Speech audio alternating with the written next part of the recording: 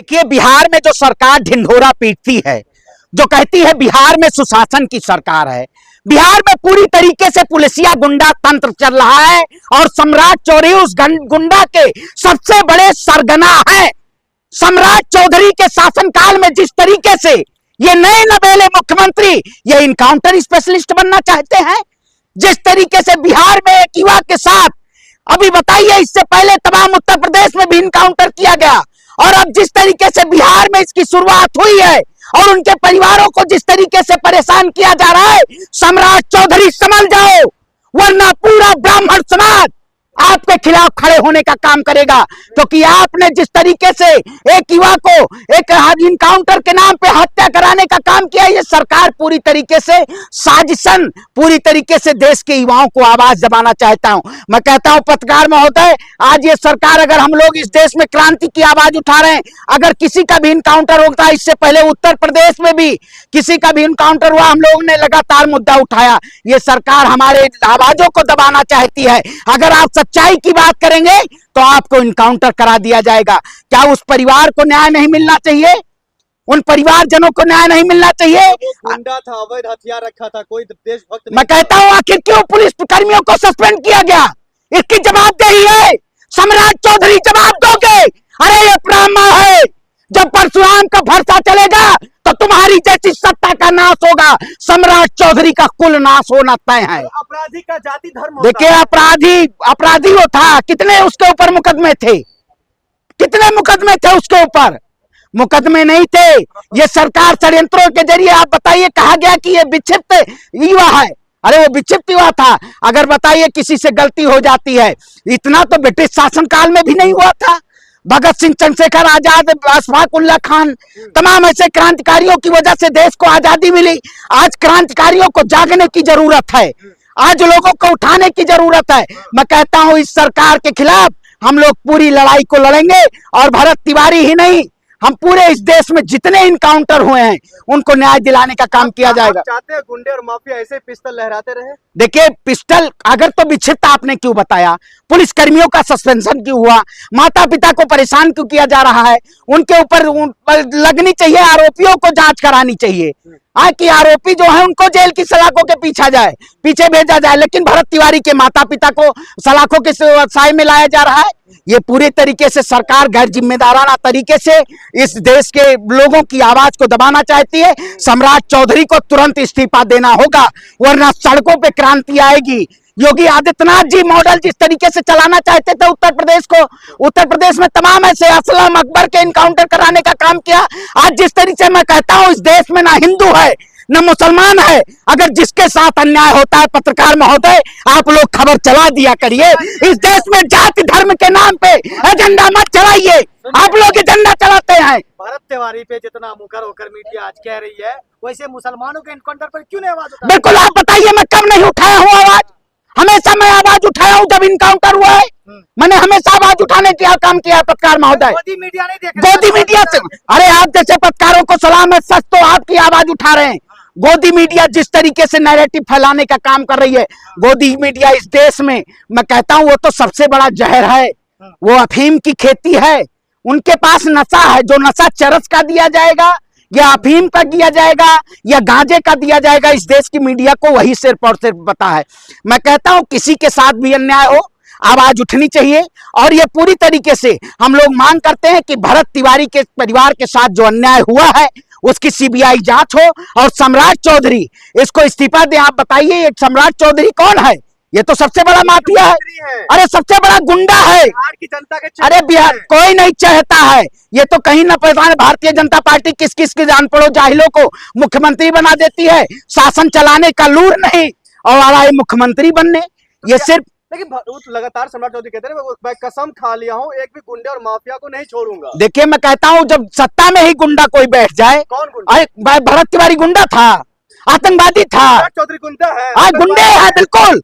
आप बताइए, जब पुलिस के हाथों में आपने सत्ता दे दी है, मतलब गोलियों से न्याय होगा, गोलियों से न्याय किया जाएगा। आप कोई भी आवाज उठाता है देश में, उसका इनकाउंटर करा दीजिए। पहले विक्षिप्त बताइए कि ये पागलपन का है, उसके बाद इनकाउंटर करा दीजिए। ये लोग सच्चाई की, क्रांतिकारी की आवाज दबाना चाहते हैं। हम भरत तिवारी जैसे और तमाम ऐसे भगत सिंह बनेंगे और इस देश में न्याय दिलाने का काम करेंगे, हिंदू मुस्लिम एकता की, सबके भाई की मिसाल बनने का काम करेंगे। दबे जी नहीं, इंकलाब का नारा बुलंद होगा और इस देश में क्रांति आएगी। सम्राट चौधरी इस्तीफा दो। लेकिन सवाल यह है, अगर बिहार सरकार मुर्दाबाद, चुप रहिए, बिहार सरकार मुर्दाबाद। अगर भरत तिवारी सही है तो उनके पिता और चाचा पर एफआईआर दर्ज क्यों हुआ? बिल्कुल मैं कहता हूं सस्पेंड, मैं पूरी जिम्मेदारी के साथ कहता हूं, इसमें पूरी तरीके से सम्राट चौधरी का पूरा योगदान है और सम्राट चौधरी को इस पे इस्तीफा देना चाहिए। वो जो बिहार उनके परिवार पर क्यों हुआ अगर वो सही है तो? मैं कहता मतलब गलत है भरत तिवारी? नहीं, देखिए गलत मैं कहता हूं, ये सरकार, अगर मैं आंदोलन कर रहा हूं, अगर मैं आंदोलन कर रहा हूं तो हमें कह दिया जाएगा कि ये लोग सबसे ज्यादा अपराधी हैं। अगर आप देश की आवाज उठा रहे हो तो उन लोगों को आरोपी कह दिया जाएगा। ये पूरी तरीके से निरापारी है, राम के व्यापारी है। इनको सीधे फांसी की सूली पे चढ़ाना चाहिए। जिन जिन लोगों ने हमारे साथ, हमारे भगवान राम के साथ, हमारे राम मंदिर के साथ, जिन लोगों को राम मंदिर ने चढ़ावे को लूटने का काम किया है, आप चाहते चंपत राय को फांसी पर लटका? बिल्कुल लटका दिया जाए, बिना सत्य, बिना सबूत। अरे भैया सबूत है, साइड की गठन, हाँ क्या सबूत है? सबूत क्या है? वहां के लोग हैं, राम भक्त लोग हैं, जिन लोगों ने चंदा दिया है। अरे मैंने भी राम मंदिर में चंदा दिया था। कितना रुपया दिया था आपको? अरे आपको बताएंगे, आपको बताए, भगवान दान करता है तो बताएंगे। तो दान का पैसा खा गए, ये दान का पैसा खा गए। दान पेटी में बताइए, जैसे आप किसी भी धार्मिक स्थलों पे चले जाइए, वहां जो दान पेटियां होती हैं वो पूरी तरीके से खुले तौर पे रखी जाती हैं। लेकिन इकट्ठा करने के लिए एसआईटी गठन किया गया, अपने सबूत देखिए दीजिए। कितनी जांच हुई, राम मंदिर के नाम पे इन्होंने कितना लूटने का काम किया।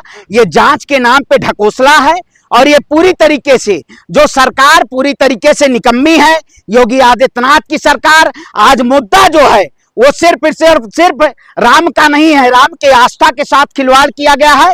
अयोध्या की उस अस्मिता को लूटा गया है, करोड़ों राम भक्तों के उस आस्था को लूटा गया है। ऐसे लुटेरों को बर्दाश्त नहीं किया जाएगा। ये लोग, ये जो अंधी सरकार है योगी आदित्यनाथ की शासन में 2027 में इनका राम ही बेड़ा पार कर दे तो समझ लीजिएगा, अब इनका राम बेड़ा पार नहीं करेंगे।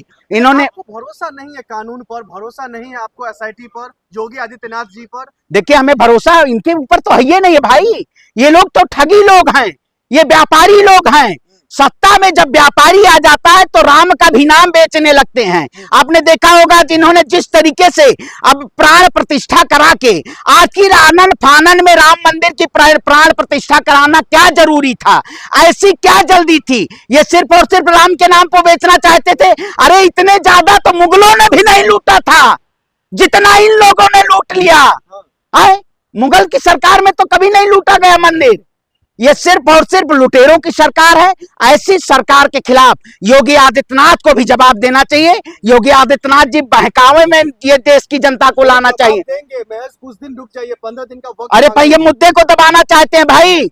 आप बताइए, तमाम ऐसे देश में मुद्दे चल रहे हैं, उन मुद्दों पे क्या भारतीय जनता पार्टी के लोग जवाब देना चाहते हैं?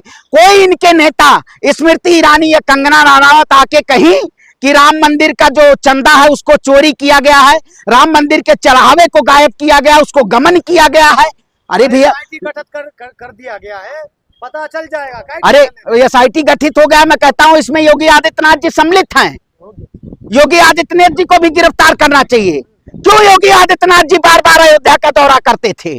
आखिर उनकी जिम्मेदारी थी। अगर वो कहते हैं चंदा चोरी जो है दूध का दूध पानी का पानी ऐलान हो जाएगा, तो उसकी जिम्मेदारी लेनी चाहिए कि जो इसमें आरोपी होगा इस चंदा चोरी में, उनको कतई न कतई जेल भेजा जाएगा और उनके ऊपर कड़ी से कड़ी कार्रवाई की जाएगी। तो सरकार का आदमी है चोरी करने वाला, आरएसएस का आदमी है। अरे भाई मैं कहता हूँ जो ट्रस्टी उसमें है, चंपत राय जो ट्रस्ट के मालिक हैं, उनकी कमेटी में जो है वो आरएसएस के लोग हैं। लेकिन आरोप तो शर्मंगी लग रहा है, टिन्नू यादव पे आरोप लग रहा है। देखो नाम को भड़काया जा रहा है, जो जिसके ऊपर आरोपी है। मैं कहता हूँ ये जाति और धर्म के नाम पे फंसाया जा रहा है कि चंदा चोर का मुद्दा जो है, चंदा चढ़ावे का जो मुद्दा है, इसको भटका दिया जाए। आप भटकाइए मत, आप सीधे चंपत राय पे आइए।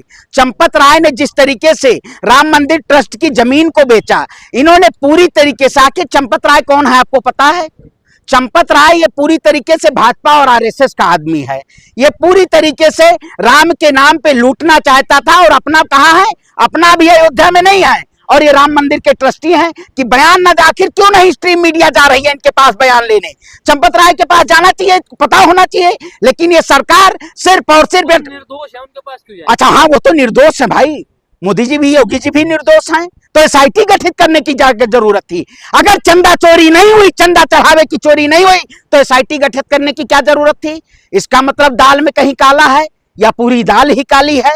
ये सरकार तमाम ऐसे मुद्दे को लाए, वो चंदा चोर को भी पकड़ेंगे। अरे भैया, राम को लाए हैं, वो पकड़ राम का हाथ पकड़ के लाए हैं। ये लोहे का और पत्रकार आगे चश्मुद्दीन जी आए, राम का हाथ पकड़ के लाए हैं। ये सिर्फ और सिर्फ वही पकड़ेंगे चंदा चोर को। देखिए, वो कुछ नहीं पकड़ेंगे, वो केवल गुमराह किया जा रहा है। योगी आदित्यनाथ जी जिस तरीके से मंचों के जरिए कर रहे हैं कि इसका मतलब आप राम के नाम का जो मुद्दा है उसको उठाइए मत। अरे भाई, राम के साथ अगर अन्याय होगा तो इस देश के करोड़ों राम भक्त योगी आदित्यनाथ से सवाल पूछेंगे और ये लोग जो चंदा चोर के डकैत हैं, इनके खिलाफ कार्रवाई होनी चाहिए।